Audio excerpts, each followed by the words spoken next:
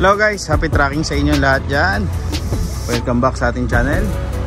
At alam nyo, nandito tayo ulit sa capital, no? Capital base ng mga Japan surplus na truck. So yan, sa mga naghahanap ng mga 12-wheeler dyan, napaka-pogi. So limited lang to guys, no? Limited lang sa mga subscribers natin binibigay yung kanilang mga truck. Ito pogi oh. Kita nyo?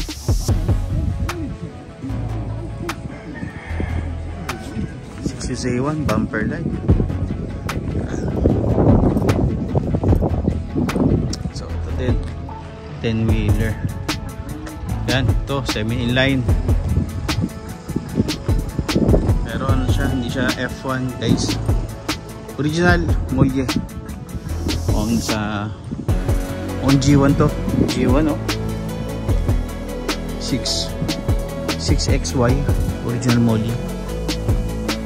Ito bumper light, new face. Ito 12-wheeler wing van. Guys, pasensya na kayo sa presyo, hindi natin ibibigay dito sa vlog nito. Ipapakita ko lang sa inyo kung gaano kaganda ang mga dumating dito sa kanila, or kung gaano kaganda ang mga naka-display dito. Yan. Meron tayong hindi na napagdalan dito guys, no? Yan to, kagaya nito, color blue, pogi. Yan. Lahat po yan is as is, no? What you see is what you get. Wala na po masyadong maraming usapan dahil nga guys, merong ganung din. Kaya na ito mga Euro 5, Euro 5 na 12-wheeler. At isa ito guys, dito nagagandaan ako sa dating ng puso na to. Ito. Meron pa dito. Yan. So ito muna tayo dito. Plano kasi pumunta dun sa kabila dahil nga CDP natin unit ni Boss Gimex, no? Dito na tayo pumunta guys sa kabilang kasi nga guys, una naghanap tayo ng mga inline na drop side wing van. Siyempre pakita ko na rin sa inyo, especially sa mga first timer, hindi alam ang kukunin guys.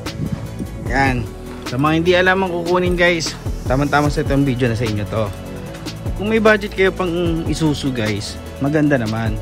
Pero alam niyo naman guys, mataas ang puhunan. Mamumuhunan ka pag bibili ka ng Isuzu. Dahil ang mga Isuzu, starting price niyan umabot ng mga 1.7 million to 1.8. Napakaswerte mo na kung makakuha ka ng mga ganung presyo 1.7. Kadalasan kasi mga 1.7 is napakadalang na lang, no?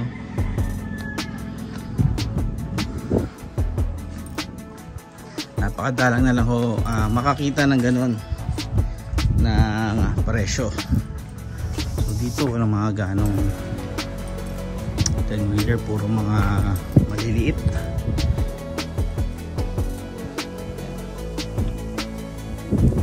Puro mga forward. Ipapakita ko sa inyo guys, napakaganda. Alam ko marami naghahanap ng ganitong klaseng